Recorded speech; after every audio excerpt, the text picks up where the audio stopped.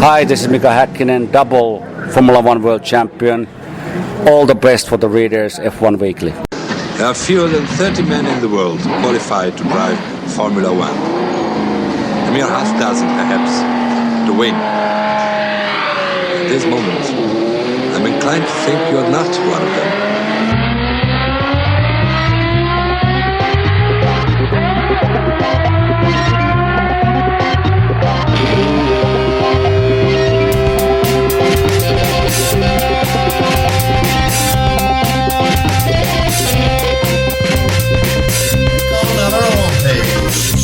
No, you want to. Keep up the good work, Stephen, and there you have it. There you go. Hello, this is Desiree for F1weekly.com. I'm your in-depth correspondent. Let's go with the qualifying, Steve. Welcome to F1weekly.com. My name is Clark Rogers. I'm the host of the program. I'll be joined by Nasser Hamid, my co-host. This is podcast number 822, March 2nd, 2020. Nasser? Thank you, sir. I say greetings and racing regard from Viva España to Advance Australia Fair. Back to Mr. Rogers, the Crocodile Dundee of podcasting. Thank you, Nasser. On today's program, Ferrari will quickly switch to focus on the 2021 car. Pink Mercedes could be top 5. NASCAR goes to center lug nut for 2021. And coronavirus is going to screw up the entire season. And I just want to remind everybody we need your contributions to keep this program on the air. Just click on the Support F1 Weekly tab. You know you want to. I'm going to thank Danielle Portunier. Thank you. I hope I didn't screw that up too much. For your donation, send me your address, and I'll get you that F1 Weekly Cup. Nas, welcome to the studio. How are you? I am doing very good, sir. Thank you. How are things on the left coast? It's wonderful. It's wunderbar. And we're ready for racing.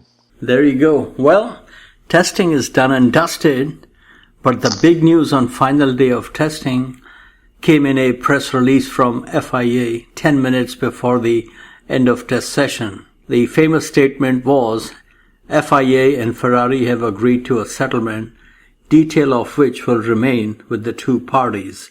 Very interesting and suspicious. Timing was perfect. Nobody from FIA or Ferrari was able to answer questions. This settlement pertains to accusations from the second half of last season that Ferrari was using more fuel in a very clever way, which is also known as cheating, than allowed by regulations. And I think some of us will remember a comment made by Max Verstappen when Ferrari stopped being on pole.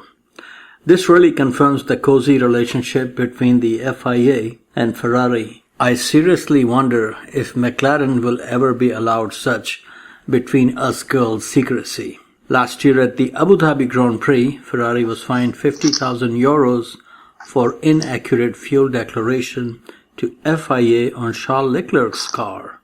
I wonder if his Monza winning car was legal. I guess it's not cheating if you are not caught. What say you, Commendatore Clark? Oh, come on. There's no cheating. It's the interpretation and the bending of the rules is where the talent lies. And Mercedes does it too. They just don't get the press. Ferrari does. And in the meantime, the results of testing were very similar to last year. So, how come one team always gets the big penalty when they do something bending of the rules, as you say? Because they're the evil team. The silver evil, huh? I told you. We know what's going on out there.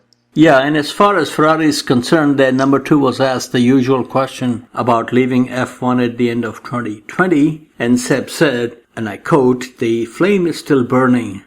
I'm getting the pleasure. I'm here to win. The hunger and determination are there. But I would appreciate if this was the last question on this subject," end of quote.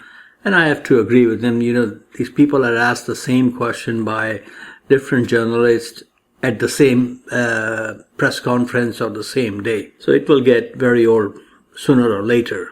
Now, you mentioned this coronavirus. Several Ferrari engineers did not come to the second test session, and Robert Kubica drove to Barcelona saying, I can still get home if airports are closed.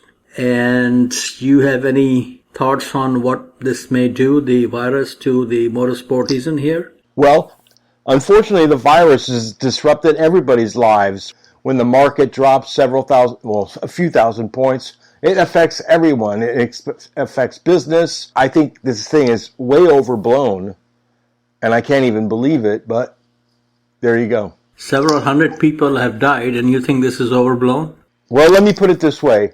On a regular year, every year, approximately 80,000 people die of the flu in America. On a regular year, it's a very common occurrence. I think we're a little higher than that number now. So I know, once again, Nasser, I'm nothing but a troublemaker. Wow. A lovable troublemaker, I should say. Okay, now, going back to testing on the track, Bottas remains the hombre from pre-season testing. Fastest on the opening day and fastest on the final day. Big question is, will there be a Bottas 3.0 in Albert Park? I think so.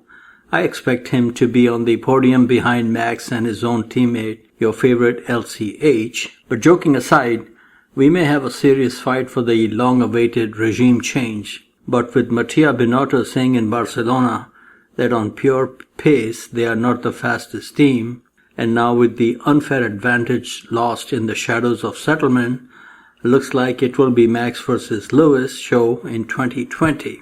The historical implication of Lewis winning Mambo number 7 and getting his 92nd F1 victory in Monza Park will not be lost on Toto and his Wolf Pack. With this in background and Lewis declaring before testing began that he will be like a machine this season, I will not be surprised to see a few more sorties from the wingman to honor the high-flying ace from Stevenage. Lewis surprisingly had some technical issues stopping on the track, which the team blamed on oil pressure. I say better to have these gremlins in testing than during a Grand Prix. Much was made of Mercedes' reliability, as Williams also had technical problems with their power units. But I think boys from Brixworth, where the Mercedes racing engine business is based in UK, will sort these issues out, and at least the mothership will be on full song in the Aussie Park. In a press conference, Lewis was asked if he expected this kind of domination when he said goodbye to Ron Dennis and McLaren. He responded by saying winning the championship with Mercedes was the goal when he joined the team, but the success he had enjoyed, he never thought this was possible. Chances are, if he becomes the most successful driver in terms of race wins this year by winning 8 races, most likely he will also match Michael Schumacher's record of 7 Formula One championships. I never thought I would see this in our lifetime. Are you ready for it, Mr. Rogers? I've been ready for it ever since 2008. Going that far back now, huh? Yeah, I'm suffering, but hey, I'm happy for him. It's an exciting season to see all that. Final word on the Mercedes testing program comes from their technical director, Mr. James Ellison. I met this gentleman at Abu Dhabi, very friendly guy. He said, and I quote, "We are less secure with our reliability at this point than last year, but more secure with our performance than last year." End of quote. My Bible translation of this statement is, we will win both championships again, which was predicted by the host of F1 Weekly at the end of last season. So how long do you want your suffering to continue, sir? The suffering will continue for a long time. Man, wouldn't it be something? Because a lot of these cars, especially the big budget teams, Mercedes, Red Bull, and Ferrari, they may be working on their 2021 package already, but wouldn't it be something that we go to Melbourne in 2021 and Lewis Hamilton is on pole by half a second? I think everybody's expecting that. But it has to end sometime. Hopefully it will end in our lifetime. And Ellison was asked in a press conference how long had Mercedes been working on the DAS system. As expected, he said, team of engineers have been tinkering with the idea for a year now. And I think a Mercedes 1-2 in the first 3 races will get the entire paddock percolated, except for the team now being referred to as Copy Point. Okay, sir, now we come to Max Verstappen, Dr. Marco's raging bull. He recorded the second fastest time of the test session, the combined sessions, 1 minute 16.269 compared to Bottas's best 1 minute 15.732. Now Bottas set his time on C5, the softest compound, and Max set it on C4. So I am hoping we can have a serious ding-dong in Australia in a week or two. That'll be very interesting. Max is happy with his package, saying the car is quick everywhere, which is very, very encouraging for a competition on the track. He was asked about the number of spins he had, and pundits asking if the rear of the car is unstable. His response was typical Max style, saying, "They don't drive the car, they don't know." Do you see anything there, sir? No, I think it's going to be a great car, except for that GP2 engine. Thank you. Yes, sir. Now we come to Racing Point, the talk of the paddock. This really surprised me. The talk of the paddock is the Pink Panther Brigade could cause a serious cat scratch fever in Albert Park. Some techno heads among F1 journalists are predicting that Racing Point will be faster than Ferrari in Melbourne. That will really get the Tifosis, blood boiling. If that is the scenario, then I expect a big backlash like there was when Alonso won his first race in Hungary in 2003, thanks to the expanding Michelin tire. Sergio Perez has gone on record saying he never had such a good car in pre-season testing. That was a very nice exchange of communication on Sky Sports coverage between David Croft. He asked Martin Brundle why Williams don't do the same thing. And Martin Brundle responded by saying, to him it's a no-brainer. Money saved by going on the Racing Point or Haas F1 program can be well used elsewhere. And he went on to say something very, very important. He said, heritage and tradition are not worth disappearing from the grid. Did somebody say Lotus or Brabham? You remember the days when you could buy a car from a team and run under an independent banner? I think, that's where Formula One should go because, the Lotus team, Colin Chapman's Lotus team, the first Grand Prix win by a Lotus car was not scored by a Lotus team. It was private entry of Rob Walker and Sterling Moss. So I think that will be good. It will bring the cost down and we can have real talented drivers getting opportunities instead of all these Trustafarians coming in. What say you? I think that's a very good point. I think maybe LCH could become a privateer entering Mercedes cars. What do you think?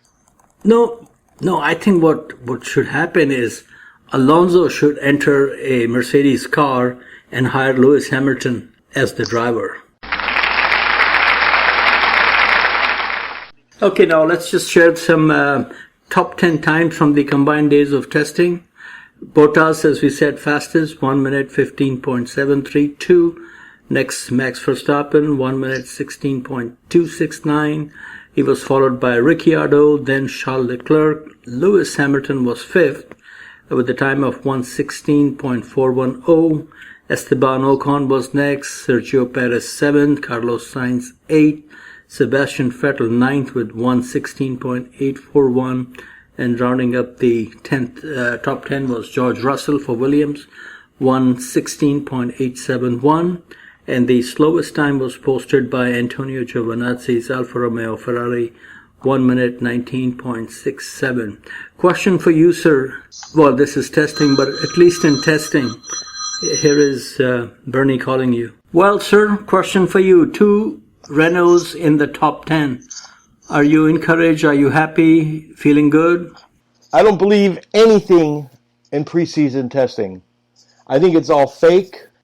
I have a funny feeling that Ricciardo will not win in Melbourne. Yeah, of course, Ricciardo is not going to win. Do you think Sebastian Vettel will win? No, I do not. Who do you pick? It's going to be Perez. I think it's going to be Lewis or Max, but I expect a Pink Panther on the podium, and I think that is going to piss off a lot of people in the paddock, but it would be their problem. But it'll be good to see if they have a competitive car, and then we will really find out how good Lance Stroll is compared to Sergio Perez. So it's going to be a fantastic season. I just hope we don't have a few races canceled because of this coronavirus situation. Very, very true. And so some also information on the testing. Mercedes was the only team that did just over 900 laps. On the first day, they did 494 laps. On the second day, they did 409. And Ferrari on the first day did 354 laps. And Red Bull did 471 on the first day. And on the second day, Ferrari did 490 laps, more than any other team on second day. And Red Bull had 309 laps. So we'll see how it goes. For some reason, Haas has not been in the news. I was expecting them. But it looks like Williams has a pulse. Do you think they'll be scoring points this year?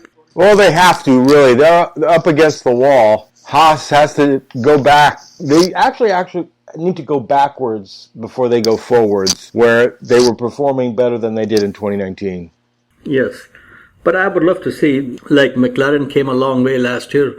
It will be very nice to see Williams getting the points. And we also need to see how good George Russell is, because he did a tremendous job in his rookie season in Formula 2.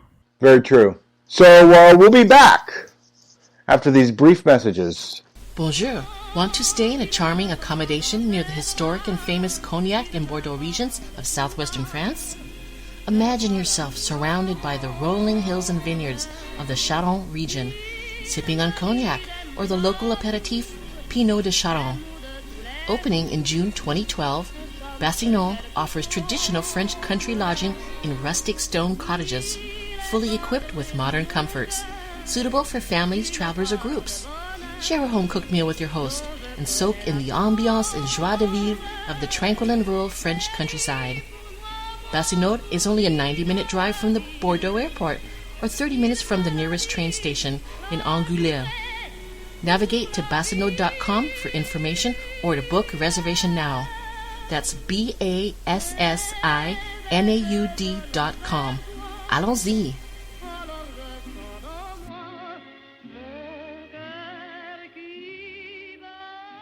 Welcome back to F1weekly.com. Clark Rogers here, your host. And now, as we spin the globe and go around the world with Motorsports Mondial and the king, the Swami himself, Nasser Hamid. Thank you, sir. First, we're going to take a fast train to Marrakesh for Formula E action. But just before the recording started, I was looking at some racing information.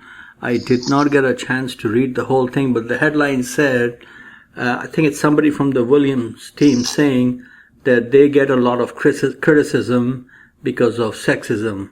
And I think they're referring to, Claire Williams being their team principal. But I will look into it, and maybe we can talk more on this on the next podcast. Okay, going back to Formula E, Antonio Felix da Costa was the Portuguese man of war. He won the race and now leads the championship, 67 points to 56 over Mitch Evans. The Kiwi is managed by his Aussie mate, Mr. Mark Webber. Just in case if anybody is missing Nico Hülkenberg, the Hulk has been in Rio enjoying the Rio Carnival. So good for him. Courtesy of coronavirus, opening round of MotoGP this weekend in Qatar has been cancelled. The Moto2 and Moto3 race will go on in the night, as these bikes and riders were already at the Losail circuit for testing.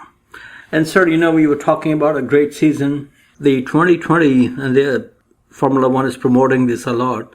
This is 70 years of Formula One, and we have seen 108 different winners, different drivers, of course, and 35 different teams. A lot of them are all gone. And the championships have been won by 15 teams, and only 33 drivers have won the World Championship. So it's very hard to get to Formula One, very hard to stay there, and very hard to win. You can win a championship or two, but the third can become sometimes very, very hard. Have you noticed that? Everything is very hard. Yes, the number 3 can be very difficult. Nicholas Latifi will be the only rookie this season, and here are some of my predictions. I think one of them will be very easy. I expect first podium in 2020 for Alexander Albon. Now, this is not the easy one. The next one is. Our favorite Romain Grosjean will be singing an Elvis tune in reverse. A little more conversation, a little less action. I think it will take only a few races before he's playing Jailhouse Rock with K-Mag, and end of season will likely be Gunther Steiner playing him Heartbreak Hotel. You think he will survive after this season? Not a chance. Yeah, there are also reports that, I read a report, I'm sure it's a rumor, that Daniel Ricciardo has signed a memorandum of understanding with Ferrari. But man, I'll tell you, if he does not get any podium or the car cannot even get into the top 5 in quali and races, I will not be surprised if he bails out of Renault. Renault could be bailing out. He could be bailing out. Biggest problem is, where does he go? I say send him over to Racing Point. No, I think he'll be a very good fit at Ferrari. But he's not going to Ferrari. Well, time will tell. Okay, sir, we just had the testing done in Barcelona, so I thought we'll do one of our old segments, Blast from the Past. And this, unfortunately, or sadly, is called Testing Tragedies. We'll look at drivers who lost their lives in testing crashes over the years. We'll start with Bruce McLaren, one of only 3 men to win a Grand Prix in his own machine.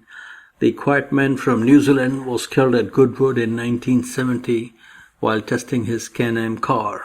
He was Can-Am champion and also won the 1966 Le Mans 24 Hours for Ford with fellow Kiwi Chris Amon. Have you seen the Ford versus Ferrari movie, sir? Yes. Did you enjoy it? Yeah, I thought it was very good. Yeah, very, very interesting. I enjoyed it very much. Next we come to Peter Revson. In 1971, he became the first American Can-Am champion. Same year, he started the Indy 500 from pole and finished second. This is pretty amazing. Revson remains to this day the last US-born driver to win a Formula One Grand Prix, and that would be Canada 1973. Man from the Revlon cosmetic company lost his life after suffering a suspension failure on his shadow while testing in South Africa 1974. Next we come to Graham Hill. He is the man Alonso is chasing to be only the second man to win Motorsport's Triple Crown, F1 Championship and victories at Le Mans and Indy. After his driving days were behind him, Hill started his own F1 team. After a test session at Paul Ricard in November 1975, Hill was flying his own Piper S-Tag with some members of his team when he crashed while trying to land in heavy fog near Elstree Airport, in England, of course. Among those killed was his young driver, Tony Bryce. And of course, when these things happen, you got the usual, lawsuits and all that, which was not a very good experience for Betty Hill and, his widow and survivors. But that's totally another story which we will cover someday. Next, sir, Patrick Depailler. He came from Clermont-Ferrand, home base of Michelin and what is called the French Nürburgring, the Charade circuit. He was on his way to maiden Grand Prix victory at Kyalami in 1978 when his Tyrrell ran out of petrol, gifting win to Ronnie Peterson's Lotus. Monaco same year gave Patrick his long-awaited maiden win. He was second many times. Patrick broke his legs in a hang gliding accident while driving for Ligier. Later he signed with Alfa Romeo team and a testing crash at Hockenheimring in August 1980 claimed his life. Depailler died in the arms of his teammate Bruno Giacomelli.